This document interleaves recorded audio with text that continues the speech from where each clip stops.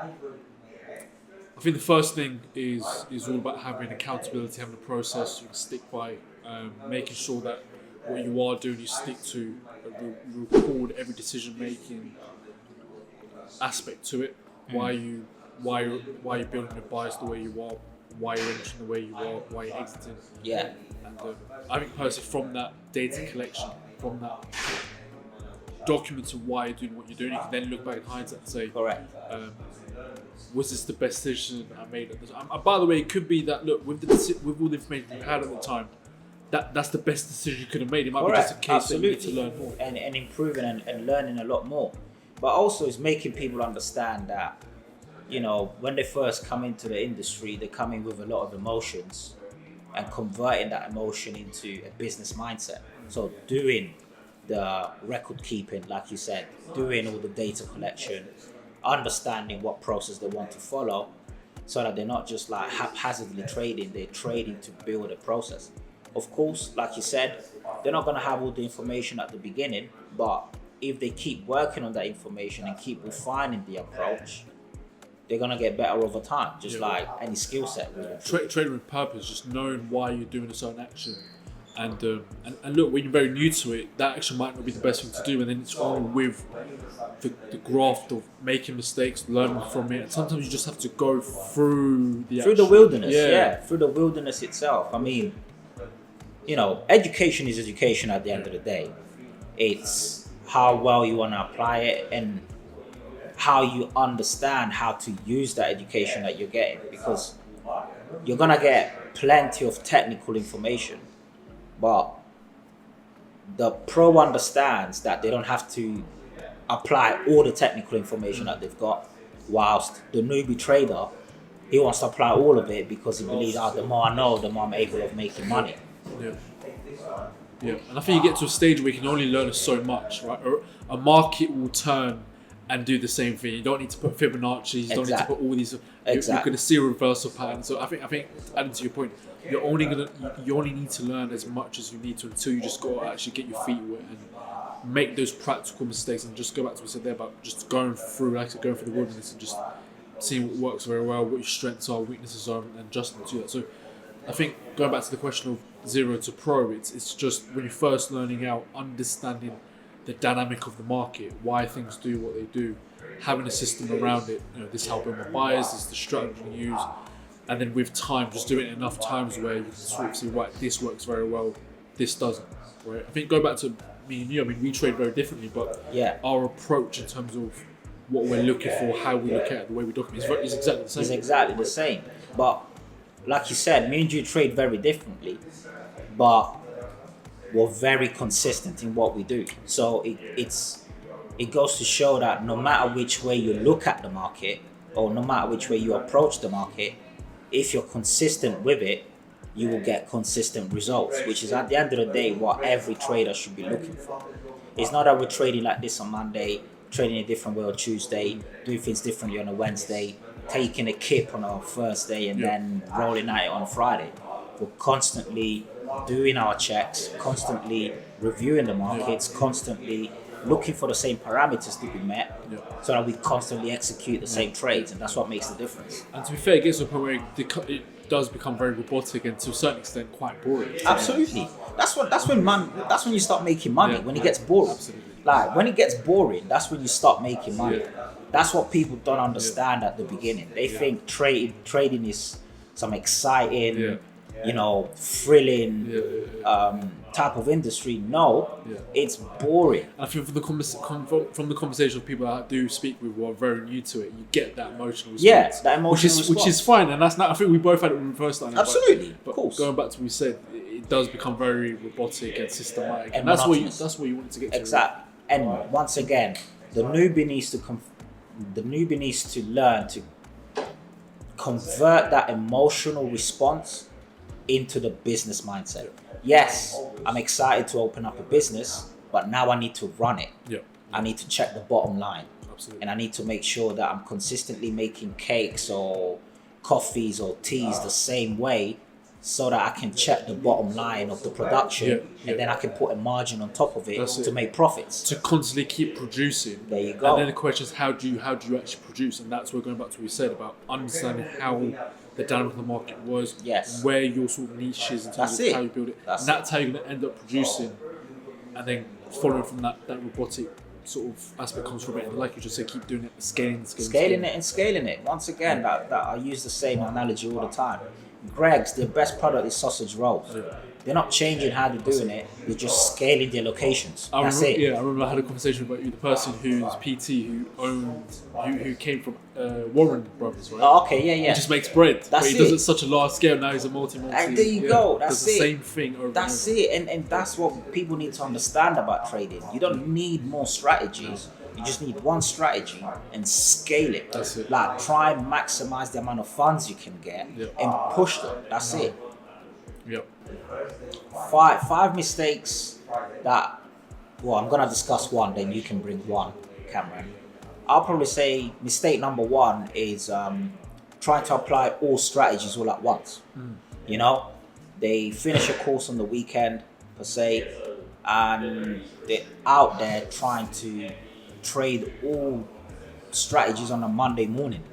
You know, which is not the right way to go. I think every strategy should be looked at as a completely different profession, and it needs the time to develop, just like any profession. When you join, I don't know, a plumbing school, or you're trying to become an electrician, you're a junior, you're just shadowing someone, and then through the months, you know, they might give you a little bit to do and a little bit more and a little bit more before, okay, now you're partly qualified.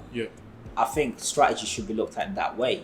And add to that point as well, I was just going to say, if we break down what the strategy does, all it does, it tells you how to enter. Correct. It's very black or white. It's either if it meets those rules or it doesn't, right? Correct. It doesn't help you with in terms of the strategy. It doesn't tell you what market to trade, the context, the timing, right? Exactly. Those aspects you need to delegate to other bits, which is your technical analysis. Correct. Right? So what you were saying there, I completely agree with in terms of you learn the strategy and then Monday morning to apply all of it. Well, who says that strategy is even worth looking at? Exactly, right? For that day. Exactly. For just that like week. exactly. Just like you were saying, it's just a tool, and the strategy serves how you enter.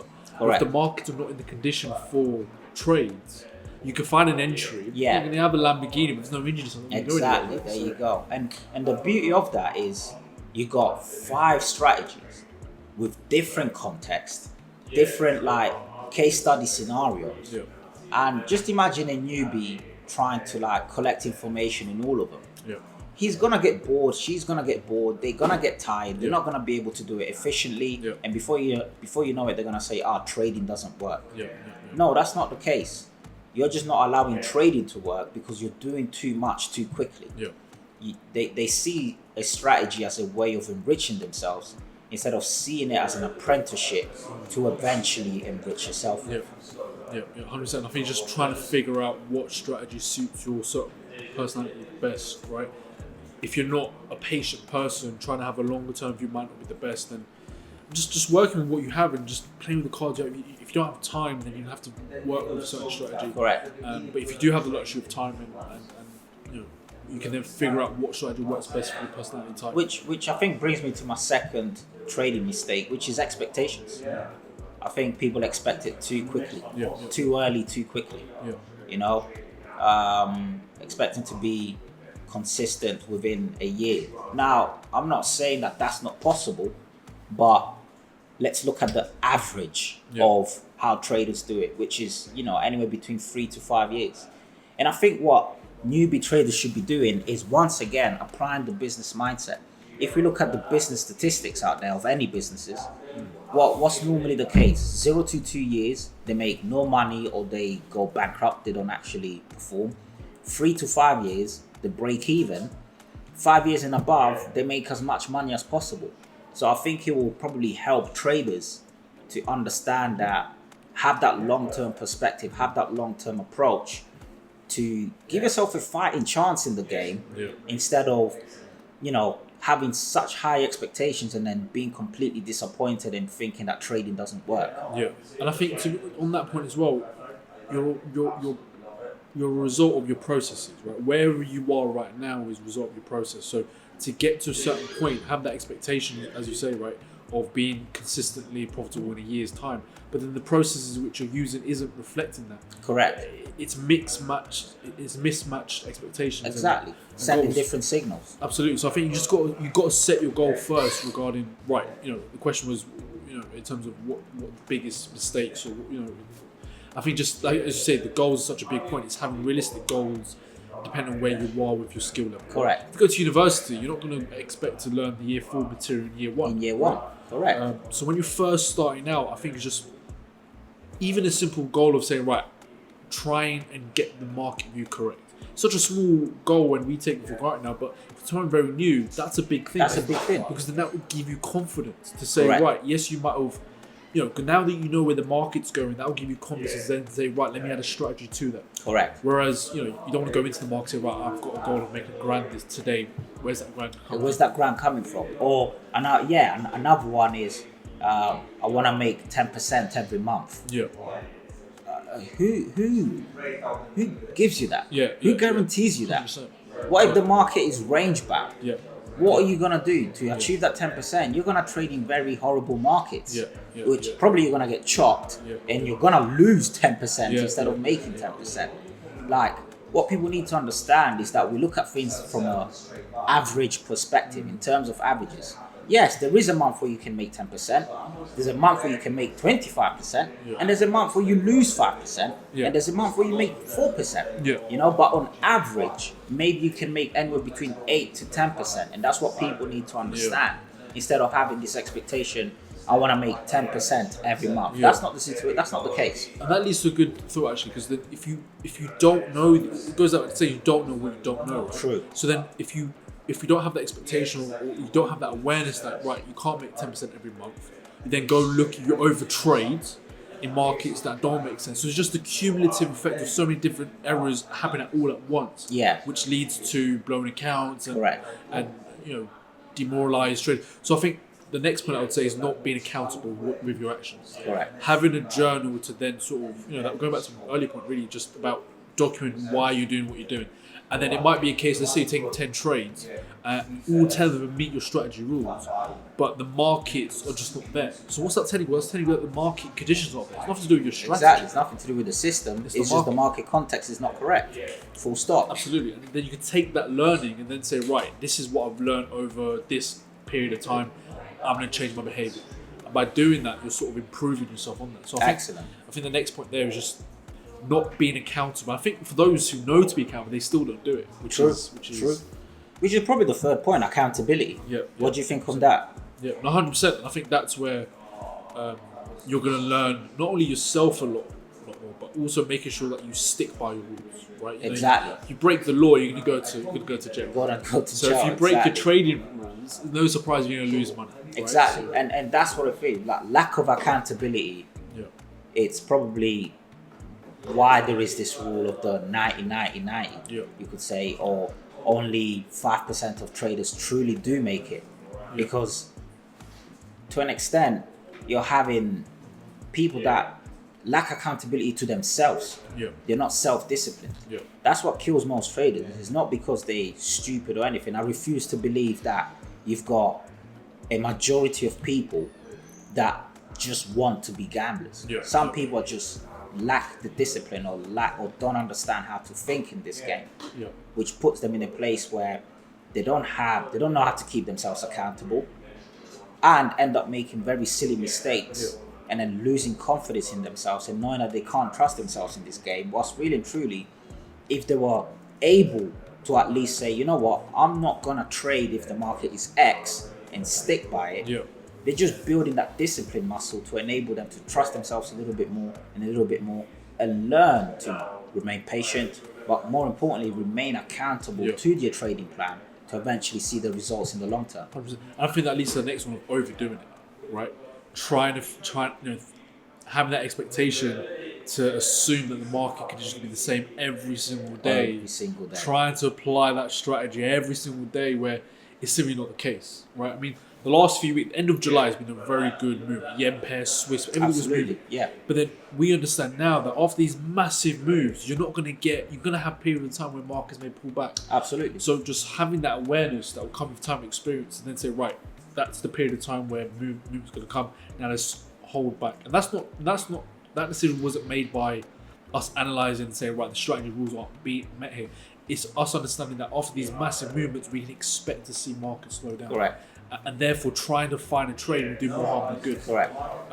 So new traders overdoing it, placing trades every day, trying to find a trade. That's where that's another aspect where absolutely just literally trying to find a trade.